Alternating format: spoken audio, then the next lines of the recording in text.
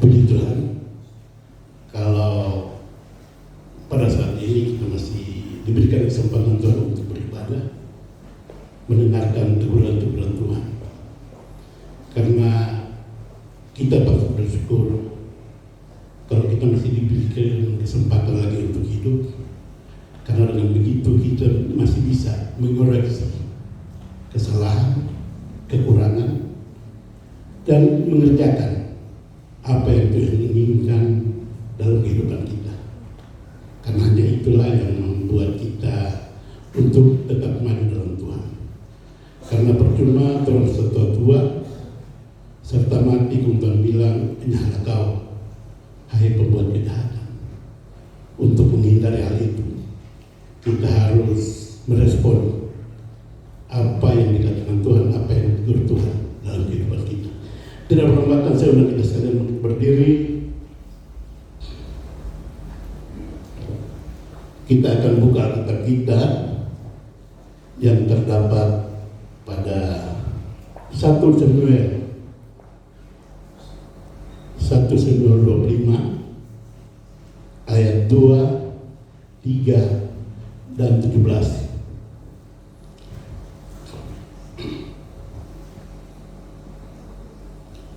Satu Samuel pasal yang ke-25 ayat 2, 3, dan 17. Kalau sudah pas semua, orang baca sama-sama. 3, 2, 1. Ketika ada seorang laki-laki di mana yang mempunyai perusahaan di Karmel. Orang itu sangat kaya. Ia mempunyai 3.000 ekor domba dan 1.000 ekor kambing. Ia ada di Karmel pada kepentingan bulu domba-dombanya. Nama orang itu Nabal dan nama istrinya Abigail. Perempuan itu bijak dan cantik, tetapi laki-laki itu kasar dan jahat perlakuannya. Ia seorang keturunan Kaleb. Ayat 17. Oleh sebab itu, pikirkanlah dan pertimbangkanlah apa yang harus kau perbuat, sebab telah diputuskan bahwa celaka akan didatangkan kepada Tuhan kita dan kepada seisi rumahnya, dan dia seorang yang bersila, sehingga orang tidak dapat berbicara dengan dia. Puji Tuhan, silakan duduk. Firman Tuhan ini saya telah sampaikan pada kaum pria, tapi itu dalam versi yang singkat dan sekarang saya akan mengulas seluruhnya. Pada ayat yang kedua di Samuel 25 ini mengatakan bahwa ketika itu ada seorang laki-laki di Maon yang mempunyai perusahaan di Karmel. Orang itu sangat kaya. Ia mempunyai 3.000 ekor domba dan 1.000 ekor kambing. Ia ada di Karmel pada pementingan bulu domba-dombanya. Seorang laki-laki ini kalau kita baca di seluruh dari pasal 25 ini, ia bernama Nabal dan ia keturunan Kaleb. Saudara, yang masuk ke tanah perjanjian pada saat bangsa Israel keluar dari Mesir, cuma 2 orang ini, salah satu ini Kaleb. Kalau kita baca secara Kaleb, di sana dikatakan bahwa Kaleb ini mempunyai jiwa yang lain. Walaupun dia tidak diangkat sebagai pemimpin bangsa Israel yang masuk ke tanah Kanan karena waktu itu yang diangkat Yosua, dan dia cuma dapat bagian tanah di Eskol, tapi Kaleb ini setia dari awal sampai akhir. Karena dia mempunyai jiwa yang lain, kata Alkitab. Jadi walaupun pengaruh-pengaruh dunia, walaupun pengaruh-pengaruh dari keluarga, dari teman, karena pada saat itu hampir seluruh, karena kita tinggal bukan 2, hampir seluruh bangsa Israel mengeluh kepada Tuhan. Padahal orang kalau melihat begitu banyak mujizat yang Tuhan lakukan, Tuhan so belalau, bisa lewat pada orang ke negeri, Tuhan so kasih keluar air dari batu yang cadas, batu karang, Tuhan so kirim roti dari langit, Tuhan suka kasih daging, mereka masih mengeluh. Jadi saudara, coba terang introspeksi terhadap diri. Sudah berapa banyak berkat yang Tuhan kasih pada orang, sampai saat ini kita masih hidup, itu sebuah karunia yang besar. Apakah kita masih mengeluh? Kalau pada ibadah pemuda hari Jumat berbaru ini, saya membawa firman Tuhan yang berjudul Mengapa Kita Harus Selalu Bersyukur. Waktu itu, karena saya ditugaskan bos saya untuk bikin skat di ruko, ada dia sewa ruko baru, dia suruh kita bikin skat. Jadi dia kasih satu kenyai untuk pengen, mana tahu pegang bor, mau bor di hol, aduh, belum pernah, betul benar harus. Kok kita ini nyebut terlalu banyak diri. Jadi kalau saudara perhatikan kalau waktu menyanyi, nah, kita mesti batang ke begini, karena kita kalau lama berdiri, semua sakit sekali ke belakang, kakinya semua bangga. Nah, kok waktu itu lantaran ini anak ini enter pegang bor dia baru kali, jadi semua kerja kita mesti tunduk. Untuk itu kita mesti berdiri dulu, kok serta pukulan semua sakit sekali ke belakang. Kita bilang ini pun tidur, main fokus besar sekali. Cuma waktu itu ada tugas untuk melayani pemuda. Dan kebetulan waktu itu kita judul yang kita persiapkan juga, mengapa kita harus bersyukur. Jadi dengan segala keadaan itu kita mesti bersyukur kepada Tuhan. Dan ternyata saat kita bersyukur itu sampai sekarang ini kan kita boleh lihat dan boleh bawakan juga firman. Jadi dengan segala berkat yang Tuhan kasih, masihkah kita mau mengeluh kepada Tuhan? Tapi di sini diterangkan bahwa ada seorang laki-laki tinggal di Maon, dan mungkin saya juga tidak terlalu share di Google bagaimana ini Maon di karena pejabat bagaimana kota lain kita sudah lewat itu. Tapi sekarang ini Nabal ini berada di Karmel. Dan dikatakan di situ bahwa dia mempunyai perusahaan. Bayangkan saudara, zaman itu orang sudah berusaha. Dan kita pikir-pikir mungkin paling kurang dari perusahaan dua. Satu, pabrik susu, mungkin susu kambing. Karena kalau kita baca di ulangan atau bilangan itu, dan kambing dan domba mendapatkan susu dan daging. Jadi mungkin dia mempunyai susu, pabrik susu dan mungkin daging. Kedua, dia mempunyai pabrik wool. Jadi mungkin dari benang, karena itu benang dirajut jadi mantel atau jadi apa, jadi pakaian. Tapi Alkitab tidak menjelaskan kalau perusahaan ini perusahaan apa. Tapi yang jelas, si Nabal ini saat itu sudah ada perusahaan, berarti dia orang yang sangat kaya. DP kambing saja 3.000, domba kambing 1.000. Tapi Alkitab mengatakan bahwa Nabal ini orang yang bebal, orang yang bodoh. Dimaksudkan dengan yang bodoh sini bukan DP itu terjongkok, karena terbukti dia kaya. Jangan mungkin orang bodoh pun kaya. Tapi yang dimaksudkan dengan bodoh ini tidak mendengar teguran Tuhan atau mengabaikan firman Tuhan.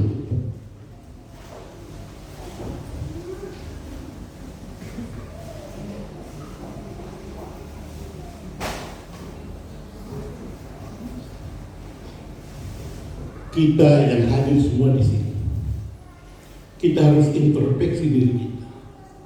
Apakah firman Tuhan yang kita dengar tidak lalu dengan sia-sia?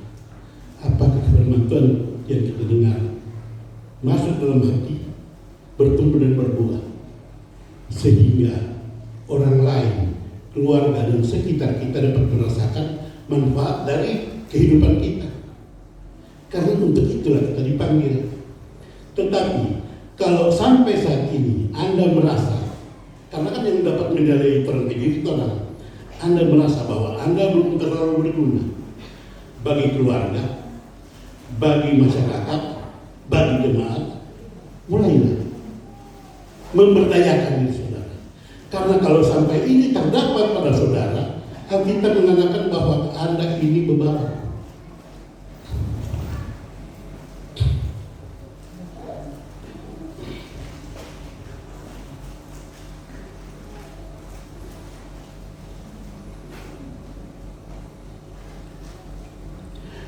Nabal artinya bodoh, bebal, dan tidak peka, tidak mau ditegur.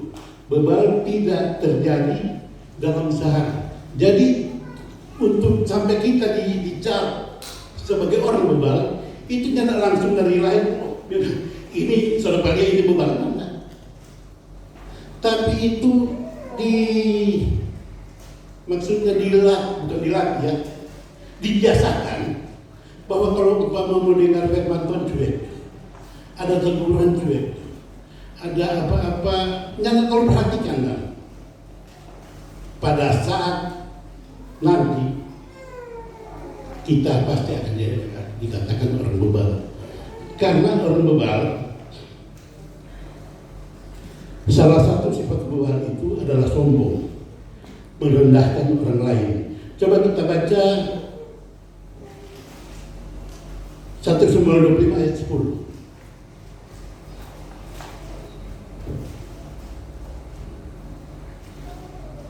Tetapi Nabal menjawab, anak buah Daud itu, katanya, siapakah Daud? Siapakah anak Isai itu? Pada waktu sekarang ini ada banyak hamba-hamba yang lari dari tuannya. Ceritanya begini. Setelah ini kan terbaca tadi bahwa Nabal ada di Karmel, padahal di rumah di Maon. Sekarang dia ada di Karmel karena pada saat itu dia sedang mengadakan penguntingan bulu domba. Jadi umpama orang di Manado ini atau Minahasa khususnya, ini sama dengan pengucapan. Jadi hampir semua rumah yang ada di gunung-gunung sana open house. Buka lebar-lebar pintu, kok banyak sekali makanan.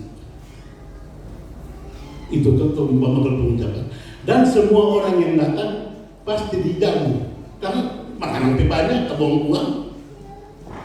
Dan setelah Daud mendengar bahwa Nabal ada di Karmel dan sedang mengadakan penguntingan bulu domba, jadi pasang pada anak buah.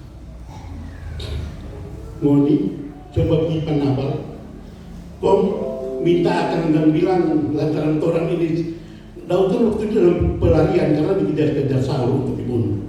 Jadi orang ada di padang minta akan sedikit mungkin sekurang makan ubi atau apa yang perpatoran dapat dia pisang digobong, juga dibakar. Nah, sekarang Nabal sebentar di pesta, coba bilang akan ke Nabal, kasih akan sedikit supaya orang boleh ikut merasakan DP pesta itu. Karena Daud merasa dia bukan pergi cuma minta begitu karena dia berjasa. Kita akan baca 1 Samuel 25 ayat 15 dan 16.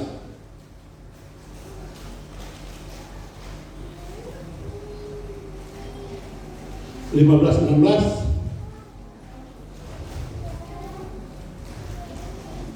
Padahal orang-orang itu sangat baik kepada kami, mereka tidak mengganggu kami dan kami tidak kehilangan apa-apa selama kami lalu lalang di dekat mereka ketika kami ada di ladang. Mereka seperti pada tembok sekeliling kami siang malam selama kami mengembalakan domba-domba di dekat mereka. Haleluya. Waktu ada di Karmel, waktu Daud ada di Karmel ini, dia yang menjaga kambing domba Nabal sehingga tidak kekurangan satu pun. Padahal saya baca referensinya waktu kambing domba ada di padang, dari seberapa banyak domba atau kambing yang ada di situ, kalau hilang 10% itu wajar karena dimakan binatang buas atau dicuri, karena kan padang, tidak ada kandang, jadi orang bebas mengambil. Tapi sementara Daud ada di sekitar itu, Nabal PHK tidak berkurang satu apapun. Maka bahkan kesaksian daripada gembala mereka, gembala Nabal, Orang ini seperti pagar tembok, sehingga kami aman, tidak ingin satu apapun. Jadi Daud wajar meminta Pak Nabal bal. Nah, tapi apa Nabal berkata? Siapa Daud itu? Karena sekarang ini banyak sekali hamba-hamba yang lari dari Tuhannya. Kalau kita balik ke Daud ini, yang membunuh Goliat Daud, makanya Daud sangat terkenal. Sampai Saul saja mau bunuh dia lantaran iri. Masa Nabal ini akan harap Daud? Tapi karena keseluruhan Nabal, apa Nabal bilang? Sama satu Daud itu. Lain kali kan orang juga bilang begitu. Ibu gembala, singgung. Ibu gembala deh. Bagi orang yang tak sadar, orang menempatkan orang berdiri seperti Nabal, yang merendahkan orang lain, yang telah mendoakan kita, telah memberi firman kepada kita, telah menjaga kita, telah menasihati kita. Tapi siapa saja gembala? Coba tolong koreksi seperti ini. Kalau masih terdapat hal-hal begitu Bapak, orang masih hidup, masih ada kesempatan untuk memperbaiki diri. Jangan lantaran orang pikir kita berpusat di GGP ini. Ingat Nabal keturunan kaya, tapi keturunan tidak menjamin Anda sudah 100% akan sampai ke surga. Itu hasil perjuangan kita. Kan ayat lain mengatakan, kerjakanlah keselamatanmu sendiri dengan takut dan minta. Jadi biar Nabal buyut kaya yang cuma dua yang masuk ke Kanaan, dan menjamin Nabal akan diterima oleh Tuhan karena dia sombong. Dan kesombongan ini tidak didominasi oleh orang kaya. Ada juga orang yang tidak kaya dapat orang ini pada sombong dapat apa? Orang yang mau tegur mau, makanya dianggap dulcila. Coba orang baca ulang tuh ayat 17.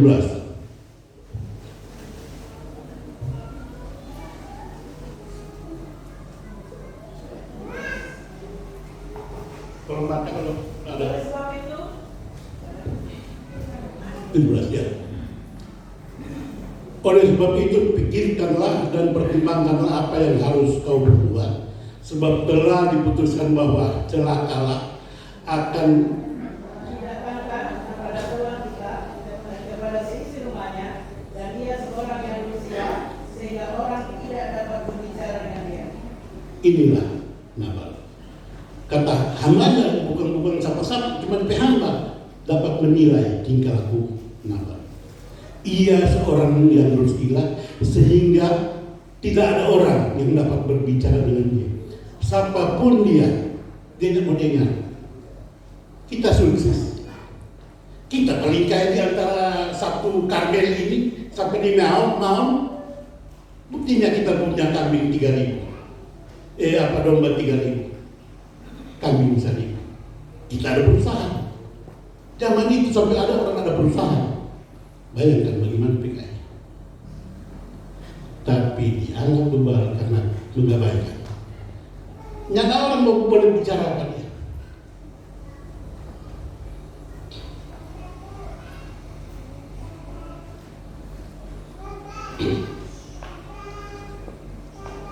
Amsal 28 ayat 26.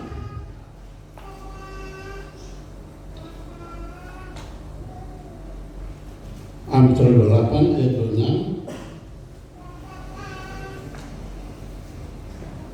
Siapa percaya kepada hatinya sendiri adalah orang bebal, tetapi siapa yang berlaku bijak akan selamat. Jadi orang yang kalau makan puji tahu percaya diri. Kita lain. Tetapi siapa berlaku bijak akan selamat. Makanya selalu dalam berdoa, Tuhan berikan kami hikmat, kebijaksanaan dari surga, agar Tuhan dapat memegang seterusnya langkah. Tuhan dapat merasakan Tuhan.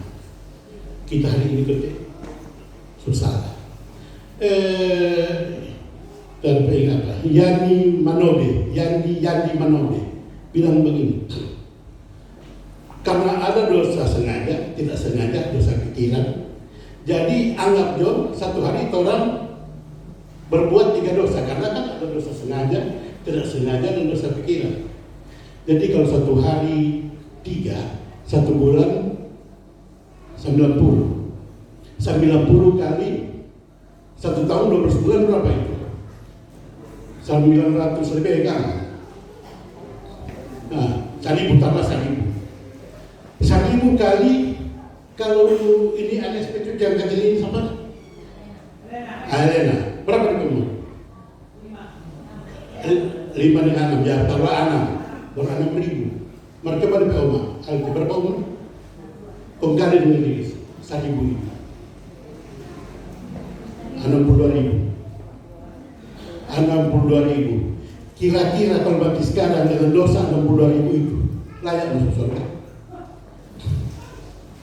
Makanya terus sadar diri dan berlaku logika. Kalau ada orang menasihati, seandainya juga tidak aku pasti orang bertandingan berdoa. Tuhan, terima kasih Tuhan atas teguran-teguran. Karena begitu kamu selamat.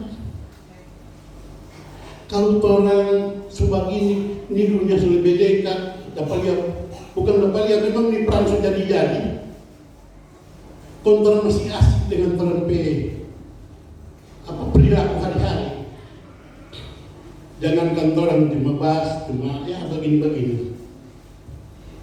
Kontoran sibuk dengan mencari kekayaan dan mengabaikan hari-hari ibadah lantaran lelah. Biar jelas ada minggu datang. Oke, kalau masih sampai minggu datang. Tapi kalau cuma jadi sampai cewek yang udah tampung di gandengan. Di tanpa itu jangan ada tanpa nongkrong, tanpa orang lewat. Kasih dia boleh tampung. Apalagi kalau orang ada kesempatan untuk nongkrong sana, nongkrong sini, yang tidak berkenan patuan, yang diucapkan yang keluar dari mulut kita bukan berkat. Kau jadi sama dengan cewek itu dia. Makanya persiapkan hari-hari ini, karena hari-hari ini adalah jahat. So, ada kesempatan orang untuk hoya-hoya, menghura-hura. Makanya saya selalu katakan bahwa anugerah terbesar yang Tuhan kasih kepada orang sampai saat ini adalah hidup. Karena dengan begitu masih ada kesempatan untuk berdoa, Tuhan minta ampun Tuhan. Kalau ternyata ini kita sekali banyak salah. Walaupun dosa kami merah seperti kain surga, akan putih seperti salju. Asal memang mengakui. Jangan makabah, jangan seperti nabar ini. Merasa diri kaya, yang punya perusahaan dengan itu, dan tidak mau dengar kata orang. Dan setelah dia mendengar, ini kan setelah teman-teman baca untuk seluruh itu baca itu. Setelah Daud menyuruh orang-orangnya untuk meminta sedikit berkat dan Nabal, karena kan ada biasa. Tapi apa kata Nabal? Sama Daud. Maka sangat berkala Daud. Dia bilang pada anak buah, ikat sepeda, turun di mana Nabal. Dan biar Tuhan tahu, nyata ada laki-laki pun yang boleh hidup sampai esok. Semua dari Nabal sampai B, apa saja yang laki-laki, kamu terabas, kasih habis.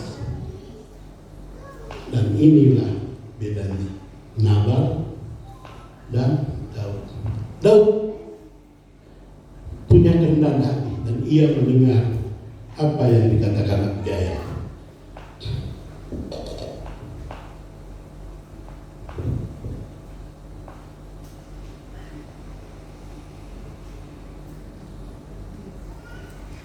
Ayat 17 untuk membaca ulang. Oleh sebab itu pikirkanlah dan pertimbangkanlah apa yang harus kau perbuat, sebab telah diputuskan bahwa celaka akan didatangkan kepada Tuhan kita dan kepada seisi rumahnya, dan ia seorang yang dursila sehingga orang tidak dapat berbicara dengan dia. 18. Lalu segeralah Abigail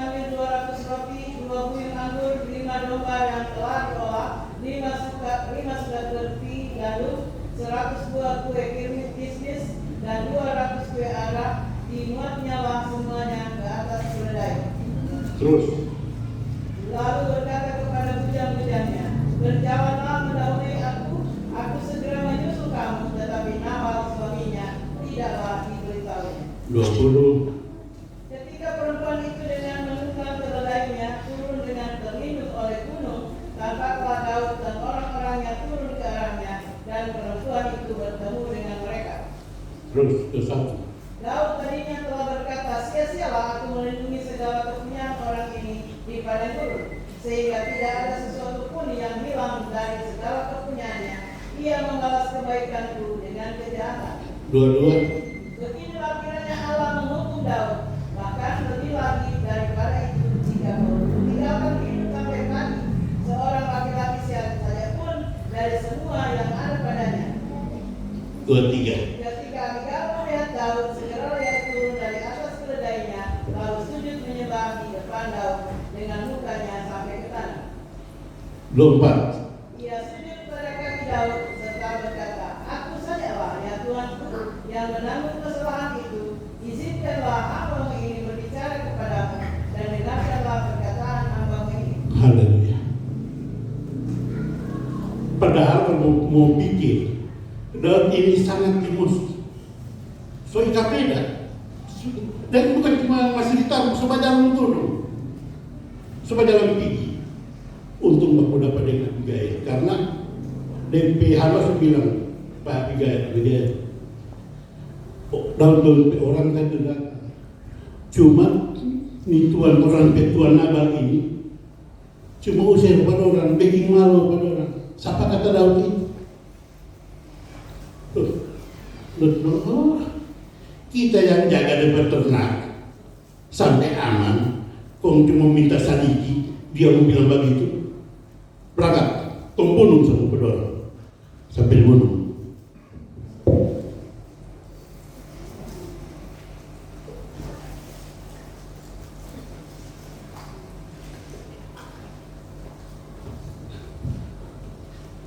Kalau pada ayat 17 dikatakan bahwa Nabal orang dosa, jadi yang ada orang dia dengar ini Daud lagi emosi, lagi hatinya membara untuk membunuh Nabal dan seluruh laki-laki yang ada padanya. Tapi datang Abigail menegur dia dan Daud menerimanya. Daud, oh iya, terima kasih Abigail, nggak datang tepat waktunya. Kalau nyanda datang ke Gorpa kita semua bunuh semua laki-laki di sana dan kita akan terhutang darah mereka. Siapa bilang kalau sekarang orang emosi boleh tegur? Buktinya Daud bukan emosi sambaran, ini bukan masalah bikin pecah gelas atau malah orang tua. Dia sudah datang lempera membunuh orang, tapi setelah mendengar Abigail datang menegur dia terima. Jadi orang sebagai bapak-bapak GGP Kristus, biar dia ada marah bagaimana kalau umpama main tua tegur, lebih marah aku mau terima nih main tegur. Kalau lebih marah, orang menjadi sebenarnya Nabal. Tapi Daud dengan perlu benar-benar terbaca terus sampai 2 ayat berapa tadi?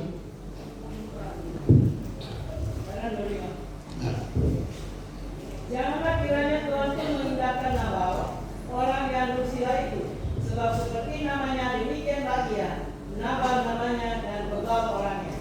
Tetapi aku hambamu ini tidak melihat orang-orang yang Tuhan suruh.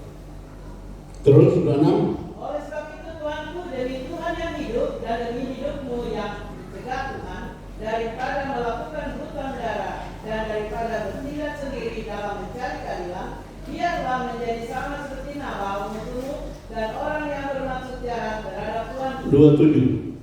Oleh sebab itu pemberian yang dibawa kepada Tuanku oleh budak ini, biarlah diberikan kepada orang-orang yang mengikuti Tuanku. Ampunilah kiranya kecerobohan hambamu ini, sebab pastilah Tuhan akan membangun bagi Tuanku keturunan yang teguh, karena Tuanku ini melakukan perang Tuhan dan tidak ada yang jahat terhadap padamu selama ini. Haleluya. Kita tahu setelah, kalau kita baca ini, setelah Nabal mati, Abigail ini menjadi istrinya Daud dan mempunyai keturunan. Tapi Nabal orang yang kaya, saya cari tidak ada keturunan. Jadi mau bikin apa tuh orang bapak-bapak ini? Mau mencari sampai ikan kepala, sampai punya domba 3.000 dan 1.000 kambing. Kalau akhirnya dihukum Tuhan seperti Nabal, karena mengabaikan segala kesempatan yang Tuhan berikan untuk mau pikau bapak kok marda para sarempat sakit banget. Mau pergi hari Kamis kok mar ada kebetulan karena anda panggil pak kita apa kau menjadi di Borona. Sia-sia Tuhan orang mempunyai 3.000 domba. Sekarang siapa yang punya ayam 3 sudah itu domba ayam yang punya ayam 3.000 sekarang ini. Ayam 3.000 orang belum punya. Kau abaikan di perintah Tuhan yang menyelamatkan kehidupan di dunia ini dan akan datang. Untuk apa kita sorot sampai apa kita ini 62? Kau setelah mati Tuhan bilang, hendaklah kau membuat kejahatan. Karena yang Tuhan usia ini bukan jemaat biasa, pelayan-pelayan yang telah, kan dia bilang situ, aku telah mengusir setan demi namamu, aku telah mengabarkan Injil demi namamu. Tuhan bilang, hendaklah kau harus membuat kejahatan. Karena orang cepat pandai di bibir itu. Karena ini yang nilai kan Tuhan, siapa mau lawan. Jadi, kalau orang merasa bahwa orang masih jauh dari Tuhan, masih banyak kesempatan yang dibuang percuma, kembalilah. Tuhan masih menunggu. Tuhan masih menunggu kita. Karena sekali lagi katakan, rahmat terbesar yang ada dalam hidup kita ialah Tuhan masih memberikan kami nafas. Nabal, orang yang keras kepala ini, coba orang bandingkan dengan Nebukadnezar. Orang baca Daniel 29 ayat 31. Daniel 4 ayat 29 sampai 31. Nah, coba tolong bacakan.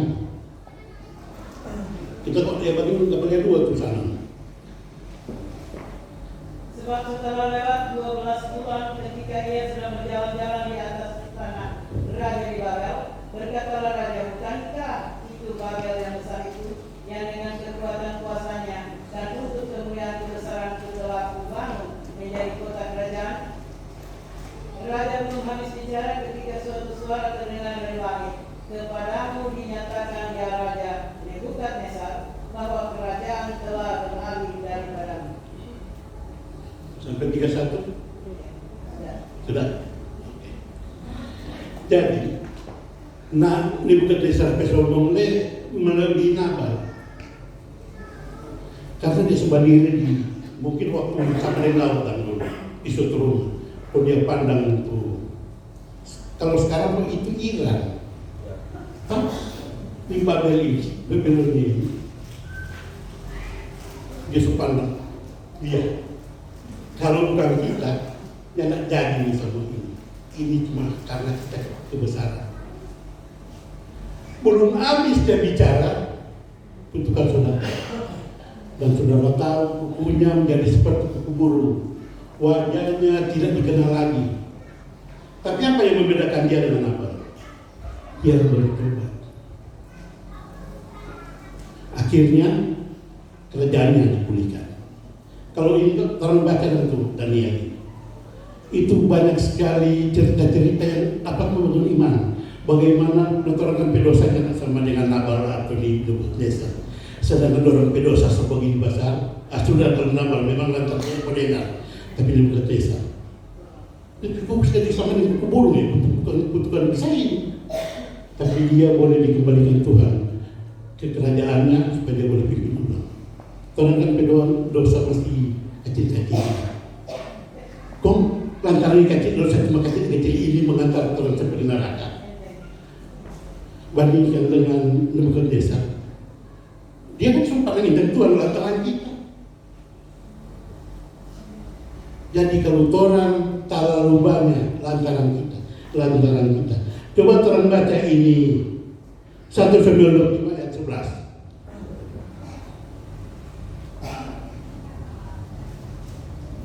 1 Samuel 25 ayat 11. Masakan aku mengambil, coba terkait niku. Masakan aku mengambil roh, coba berapa? Air minum dan hewan-hewan bantaian yang seberapa? Bagi orang-orang pengunting untuk memberikannya kepada orang yang tidak tahu dari mana datangnya. Ini satu ayat ini seberapa puluh? Jadi orang kalau menganggap kalau nyana kita nyana jadi itu acara nanti. Kalau nyana kita kira ada itu acara pasta. Kalau nyana kita pastor di sana nyana jadi. Kalau nyana kita musiknya nak seindah ini. Kalau nyana kita pujian yang menaik. Siapa yang dia undang? Dan inilah yang membunuh Nabal. Karena semua kemuliaan hanya bagi Tuhan. Orang ini sama. Tuhan selalu ku. Cuma satu ayat kusuanan. Makanya ayat terakhir 1 Samuel 25 ayat 37 dan 38.